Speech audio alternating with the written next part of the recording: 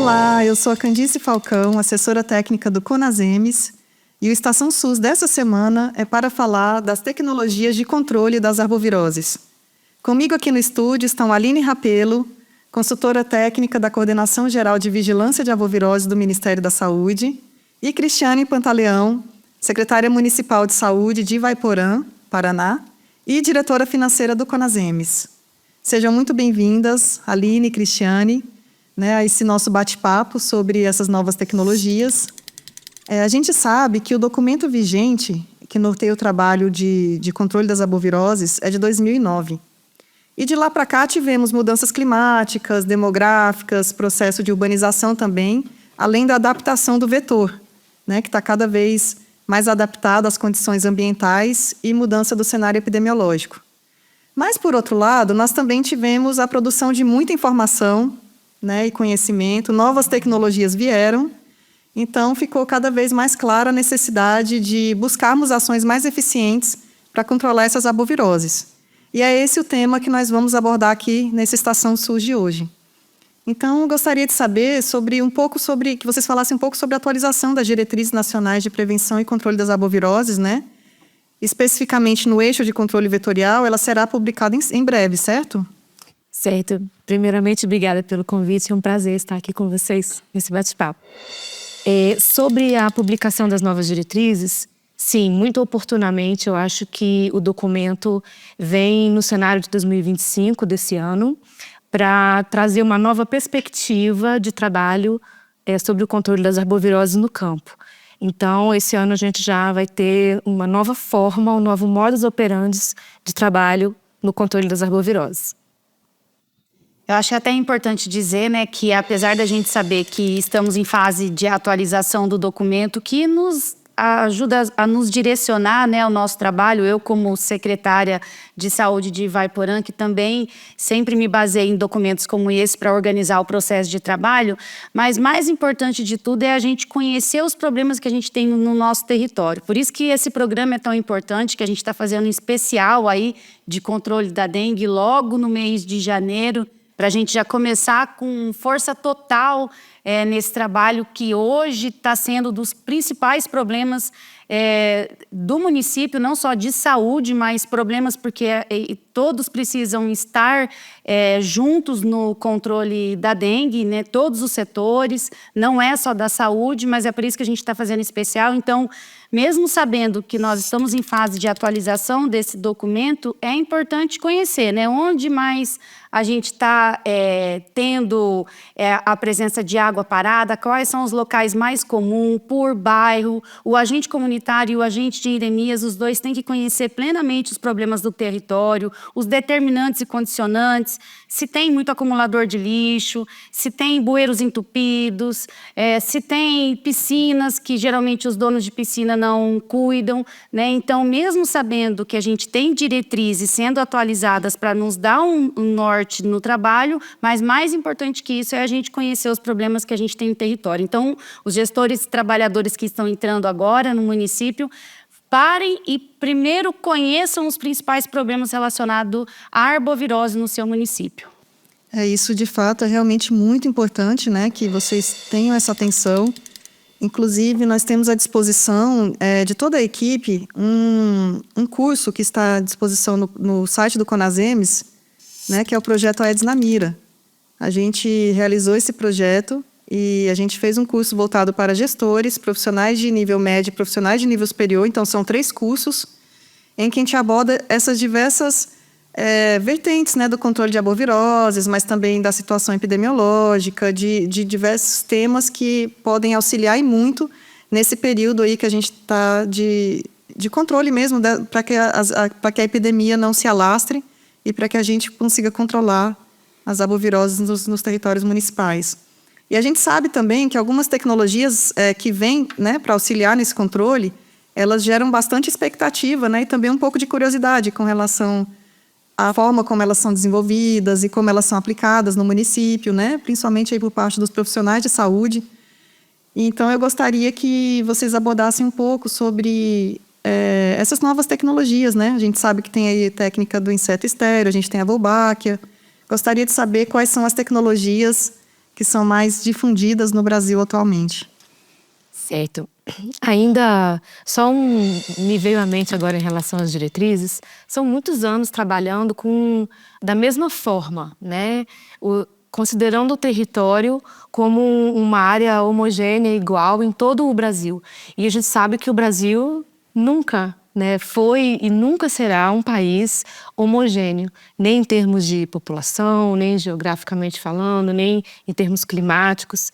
E essa diretriz ela foi desenvolvida pensando nessas diferenças regionais, e não só regionais, intramunicipais mesmo, porque a gente observa que dentro de um mesmo município a gente vai ter diferenças de vulnerabilidade territorial, em relação a áreas de maior transmissão viral ou de maior proliferação de vetor.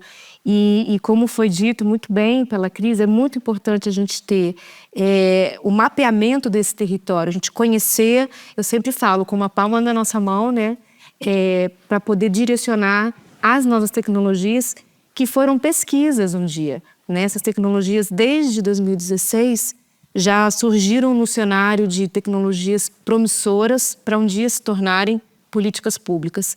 E, de fato, depois de muitos anos de pesquisas e de acompanhamento dessas tecnologias, pelo Ministério da Saúde, que financiou a maior parte delas, hoje elas estão sendo implementadas no Programa de Controle das Arboviroses para trabalharem especificamente esses territórios de acordo com a necessidade de cada área.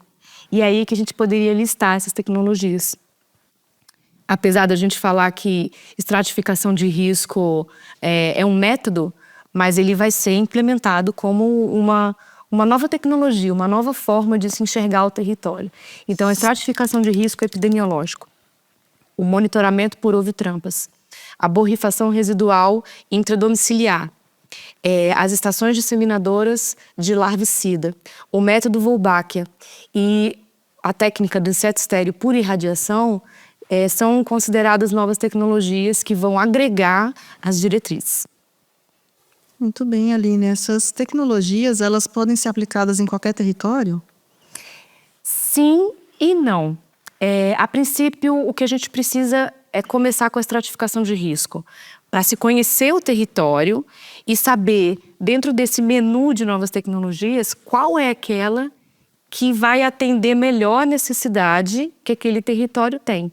Entende? De controle vetorial ou de substituição de população.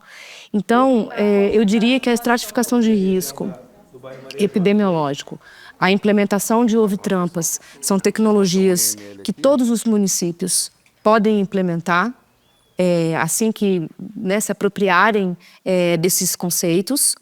A borrifação residual intradomiciliar também é possível mapear todas as áreas de grande mobilidade. A gente vai ter oportunidade de falar mais detalhadamente disso, porque a gente já são os mesmos insumos utilizados nos pontos estratégicos, né? E que são insumos que têm uma residualidade, então é possível trabalhar em cima de populações que estejam circulando em áreas de grande mobilidade, mas que também sejam populações vulneráveis e suscetíveis a desenvolverem, por exemplo, casos graves, como lar de idosos, como UBSs, como creches, escolas, entende? E a partir daí a gente tem um controle tanto em relação aos casos graves, que essas pessoas são mais suscetíveis, quanto diminuindo aí o contato do vetor com as pessoas em áreas de grande mobilidade. Além disso, as estações disseminadoras de larvicida também vão poder ser implementadas na maior parte dos territórios que identificarem a necessidade, que tiverem primeiramente os tipos de criadouros que as estações agem, que seriam basicamente criadouro A2, criadouro B, D1, né, que normalmente depósito de água em solo, depósito pneu, D1, lixo, D2. Então, é necessário ter o conhecimento do tipo de criadouro predominante da região para implementar a estação disseminadora, por exemplo. Mas a maior parte do Brasil vai se encontrar no cenário de uso. E Wolbachia e inseto estéreo são tecnologias que têm alguns fatores limitantes, como, por exemplo, a produção, a capacidade de produção desses mosquitos para soltura. Então, Talvez elas não sejam altamente disseminadas nesse primeiro momento, mas a médio e longo prazo a gente tem a expectativa de aumentar aí ao máximo dentro da capacidade de produção para os municípios. Olha que legal, né? Então, eu acho que o que o secretário de saúde ou o trabalhador que está assistindo essa estação precisa fazer? Chama os agentes comunitários, os agentes de endemias, para assistir esse programa junto. Né? Até para saber se tudo isso que a Aline acabou de dizer, se já é feito no município, se a equipe de agente comunitário e agente de endemias já recebeu essa capacitação. Se não recebeu, pode conversar com a Secretaria de Estado, né? A maioria dos estados tem regionais de saúde, então a equipe da Secretaria de Estado está nas regiões, peçam a capacitação, o próprio Ministério está indo em alguns locais fazendo essa capacitação, também está sendo organizado vídeos para estar orientando e melhorando a orientação, porque a maioria dessas tecnologias que foi falado pela Aline ainda não são aplicadas na maioria dos municípios brasileiros. Então isso é novo e são estratégias importantes e que ajudam de fato, né? Eu tive a experiência, eu estou secretária há mais de 16 anos, né? E pela primeira vez eu usei a tecnologia de Ovitrampa e foi totalmente eficiente. A gente conseguiu um controle de imediato de uma fase de infestação e epidemia que eu vivi no município de Ivaiporã. E a gente está conseguindo controlar ainda devido ao uso da tecnologia da Ovitrampa, porque eu olho especificamente os problemas, onde estão os principais problemas, como a Aline disse, eu estratifico o risco, então eu consigo enxergar onde que está o problema no meu território, quais são os locais que eu mais estou encontrando água parada, determinado por território, e consigo agir, porque muitas vezes a gente fala assim, vamos fazer uma ação de educação e saúde nas escolas, mas o problema está nas piscinas, então será que eu consigo atingir o problema das piscinas fazendo educação e saúde na escola? Nem sempre, né? Então, eu tenho que pensar a ação de acordo com o problema que eu identifico, né? E tanto a estratificação de risco, né, baseada em questões ou epidemiológicas, que eu acho que a Aline pode explicar um pouquinho melhor, ou entomológica, ou com relação a determinantes e condicionantes, né? A gente tem locais, por exemplo, cidades que têm áreas de preservação ambiental que a gente tem muita dificuldade de como limpar, como cuidar, né, de quando chove, até a gente conseguir eliminar toda a água parada dos locais. Então, como fazer? Por isso que a dengue não é um problema só da saúde, mas de todos os setores, da educação, do meio ambiente, dos serviços urbanos, né? Todo mundo tem que estar envolvido. O prefeito, ele, quando assume o município, ele tem que saber que a dengue é um problema do município, né? A saúde, ela apoia, ela orienta, mas a execução da ação é de todos, e principalmente da população. Então, envolver a sociedade civil e ensinar sobre essas novas estratégias, as novas tecnologias, até porque, por exemplo, para fazer o Ovitrampa, eu preciso da autorização do morador para colocar essa armadilha lá, né? E aí, então, a população tem que saber que essas são novas tecnologias de controle, que além da ação do agente comunitário e do agente de endemias, na visita domiciliar, fazendo a vistoria do quintal, além das ações de educação e saúde, além das ações de bloqueio, né, mecânico ou com inseticida, né? Então, além dessas ações que a gente já faz, agora nós temos novas estratégias que são totalmente eficientes, né? Que ajudam mesmo a controlar a população de mosquito e, assim, a disseminação do vírus. Muito bem, meninas. Acho que foi bastante esclarecedor o que vocês falaram. E fica, inclusive, um recado, né, para todos vocês que nos assistem, para que olhem os seus territórios, para que sigam, né, o que foi aqui esclarecido.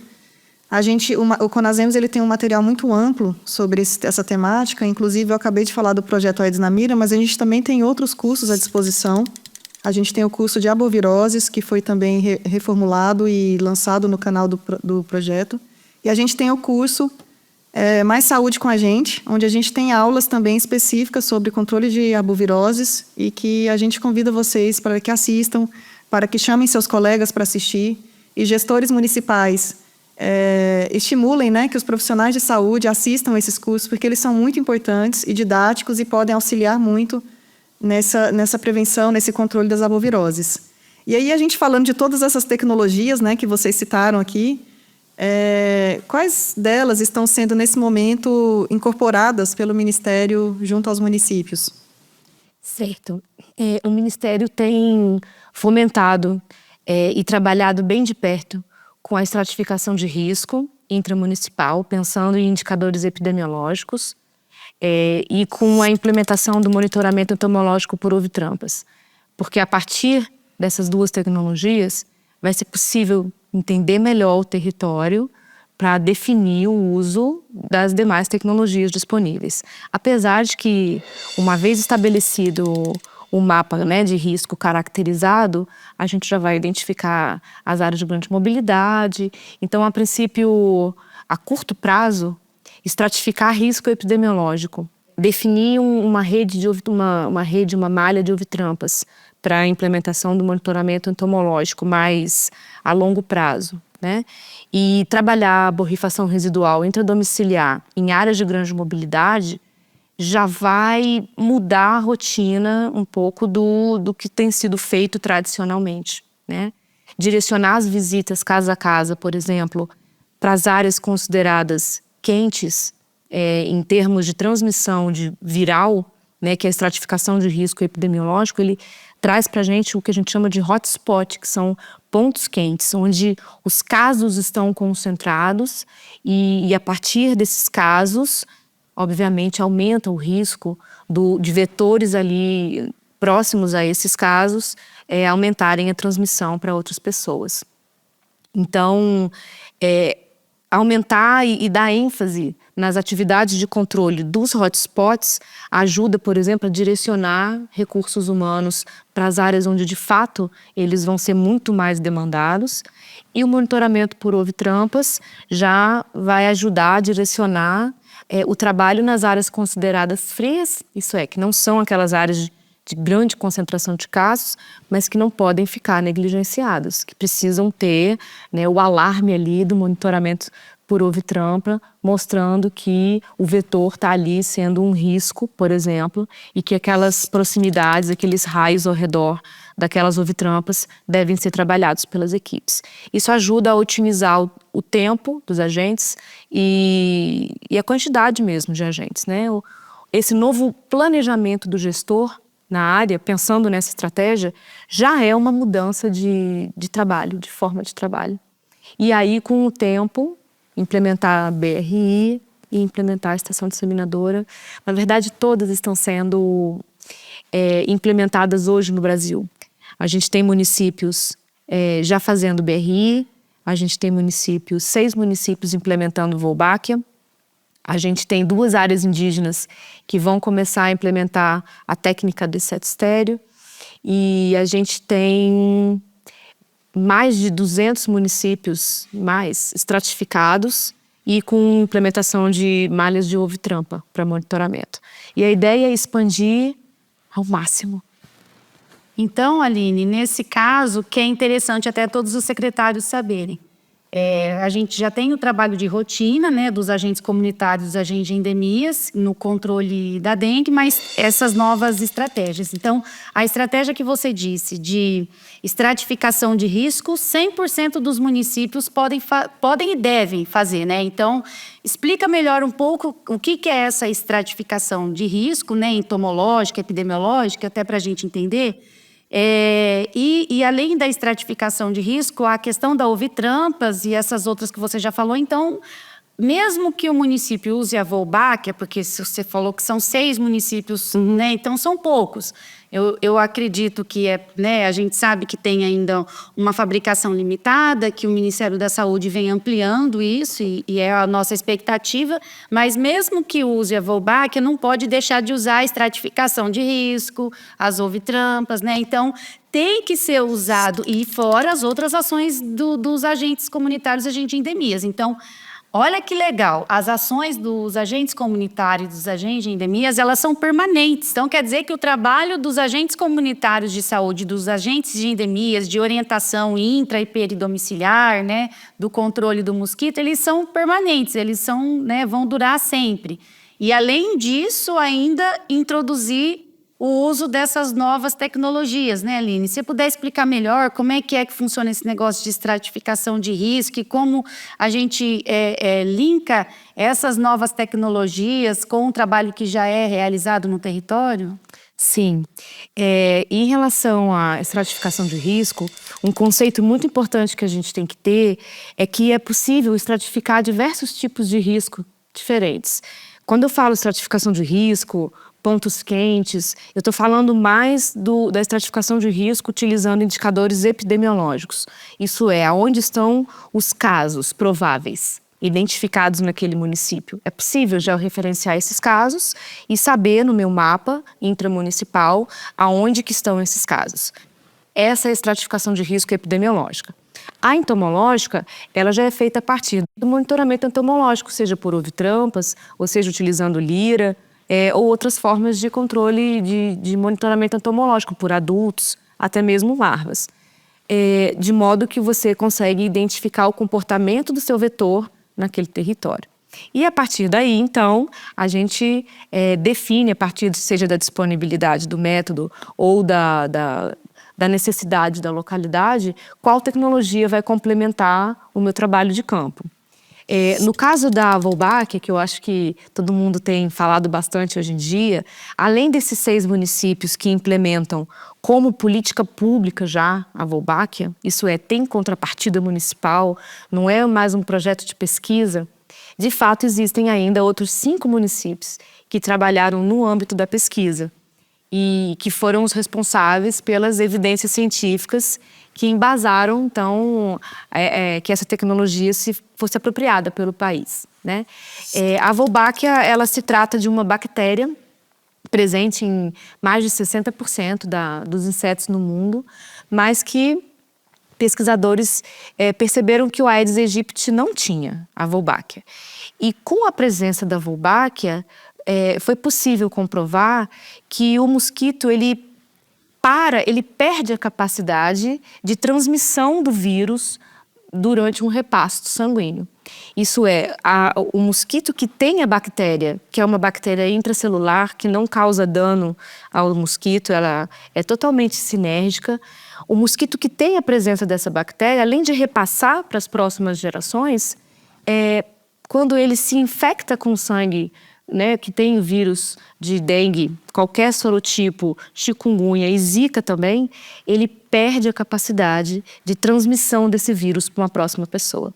Então, a gente pretende, com a soltura de mosquitos com Wolbachia, que essas populações de campo selvagens sejam substituídas a médio e longo prazo por populações de mosquitos com Wolbachia e, com isso, impactando na transmissão mesmo, né, das arboviroses urbanas principais. A técnica do inseto estéril por irradiação, por sua vez, ela tem como conceito a esterilização dos machos que não picam, né, dos mosquitos com Aedes aegypti, com raio-x, cobalto 60, raios gama, de modo que esse mosquito, uma vez liberado no ambiente, ele vai copular com as fêmeas selvagens, competindo com os machos selvagens. Por isso que tem que soltar tanto mosquito macho assim, normalmente numa proporção de 9 machos estéreis para 1 selvagem. Então, é necessário conhecer a população vetorial, conhecer essa linha de base, né, do vetor, para a gente fazer a liberação em massa desses mosquitos machos. E quando eles forem copular com as fêmeas, elas não geram novas crias, né? Elas podem até chegar, até ter uma diminuição na postura inicialmente, mas o que a gente espera é uma supressão de população. Diferente da Wolbachia, que trabalha mais com o conceito de substituição de população. A técnica do inseto estéril, por irradiação, trabalha principalmente com o conceito de supressão, diminuir o número de população de mosquito. Então, com isso, a gente faz um controle vetorial. E a gente espera que esse controle vetorial impacte também nos indicadores epidemiológicos.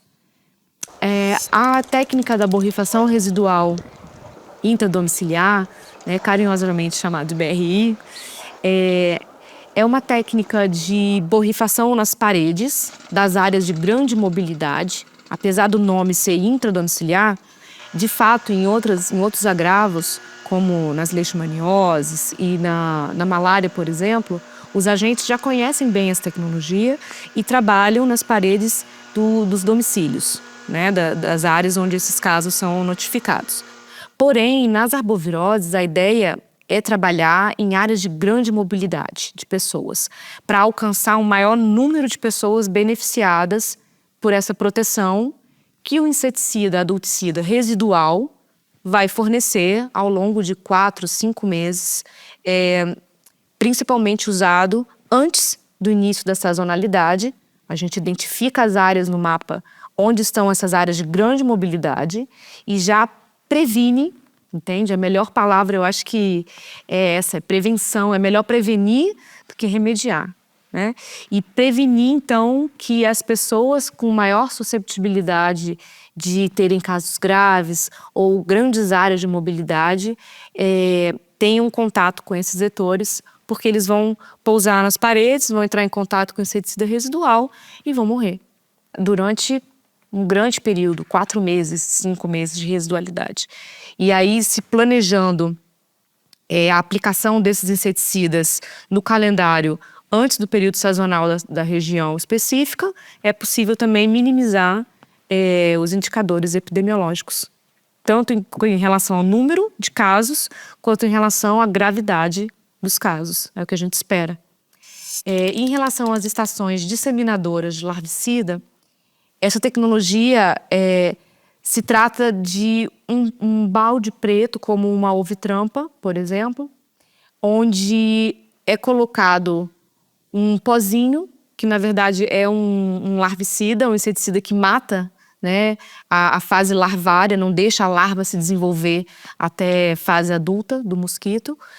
Micronizado, isso é um pozinho bem fino, muito semelhante ao pólen que as abelhas, quando pousam numa flor, né, para fazer a polinização, por energia ali estática, aquele pólen se adere ao corpo das fêmeas, que estão fazendo polinização ali no caso do exemplo. E, semelhantemente, nas estações disseminadoras, a fêmea do Aedes aegypti, quando pousa nesse pozinho, ela se contamina com esse pó, e quando ela vai fazer a oviposição em um outro criadouro, que é uma característica biológica dessas fêmeas, né, fazer várias oviposições em criadouros diferentes, ela já leva para outra localidade o pozinho que está grudado ali no corpo dela, já tratando esses outros criadouros, que muitas vezes são criadouros que estão escondidos, que os agentes não encontram, não sabem onde estão, ou têm difícil acesso a essas áreas. Então, a própria fêmea do Aedes aegypti trabalha como uma agente de combate a endemias, fazendo o trabalho de tratamento de criadouros, muitas vezes não passíveis de remoção, como aqueles que a gente falou no início, A1, B, D1, D2, né, facilitando e ajudando na diminuição e no controle vetorial. Eu acho que essas são as principais tecnologias. E a ovitrampa? Isso. A ovitrampa, considerando, além do monitoramento entomológico, olha, eu sou uma grande entusiasta das ovitrampas. O bacana é que, além de fornecer a longo prazo o perfil do comportamento do vetor no seu território, né, é possível fazer como se fossem diagramas de controle de ovitrampas, né, no território. Se você monitora durante 12, 24 meses, você já vai entender como que o vetor está tentando encontrar uma forma de se adaptar, que esse é o objetivo do Aedes aegypti. Acho que maior adaptação do que o Aedes aegypti eu desconheço, né, até hoje. E é possível, a partir daí, além de monitorar e entrar com as ações de controle nas áreas indicadas pelos principais indicadores, que são índice de densidade de ovos e índice de positividade de ovitrampas, além de ter também o índice de persistência de positividade de ovitrampas, bem interessante, é possível fazer a eliminação massal de ovos. Em algumas localidades, os agentes podem falar melhor do que eu. Quando vão fazer a contagem dos ovos numa palheta, tem milhares de ovos ali. E eliminar esses ovos já é eliminar milhares de novos mosquitos, né, que iriam chegar até a fase adulta. Então, é um método de monitoramento, sim, mas também pode ser considerado um método de controle vetorial. Olha que legal, então, né, Aline? Então, todos os municípios do Brasil, e eu acho até importante já reforçar para que todo mundo que está assistindo essa Estação SUS divulgue essa estação para que toda a comunidade assista o que a Aline acabou de dizer. Até porque as pessoas estranham quando entra uma tecnologia nova, né? Ou mosquito estéreo, ou Wolbachia, ou até Ovitrampa, né? Eles estranham, por que está colocando isso, né? Então, olha, a oportunidade de usar o Estação SUS para divulgar para toda a comunidade, principalmente para os padres, pastores, né? Eles têm uma ligação grande com a comunidade e conseguem promover uma grande educação em saúde junto com a gente. Então, além de todos os municípios do Brasil, né, continuarem com o trabalho dos agentes comunitários e agentes de endemias, o envolvimento de toda a sociedade civil, trabalho intersetorial, né? Além disso, todos os municípios podem fazer a estratificação de risco, a colocação de ovitrampas, né, a utilização de ovitrampas, do BRI e também da estação disseminadora de larvicidas. E, além disso, alguns municípios estão usando a Wolbachia e o mosquito estéreo. Mas, mesmo esses municípios que estão usando a Wolbachia e o mosquito estéreo, que a gente espera aí que aumente quanto mais rápido possível, mas a gente sabe que, mesmo se aumentar, tem que continuar com as outras estratégias, né, Li? Sem dúvida. Não existe hoje uma tecnologia que sozinha vai dar conta das arboviroses, do grande problema das arboviroses, do controle vetorial no país. Então, sim, é necessário trabalhar de modo racional, combinando tecnologias junto com capacidade operacional e infraestrutura, então, que são investimentos importantes também. Ou seja, a gente gostaria de lembrar e reforçar que uma só tecnologia, ela não dá conta de resolver o problema. A gente viu quanto é complexo, né, esse controle de arboviroses, o quanto foram desenvolvidas mais e mais tecnologias para que a gente conseguisse que juntas a gente possa efetivar um controle melhor do mosquito nos territórios, né? E lembramos vocês que o controle mecânico, tá? O velho e bom controle mecânico ainda é a principal forma de controle das arboviroses, né? Embora a gente tenha várias outras disponíveis, como a gente viu no programa de hoje. E é isso, acho que foi muito legal o bate-papo de hoje. Gostaria muito de agradecer a Aline pela presença, a Cris pela presença. Obrigado a cada um de vocês que assistiu esse programa sobre controle de arboviroses e novas tecnologias.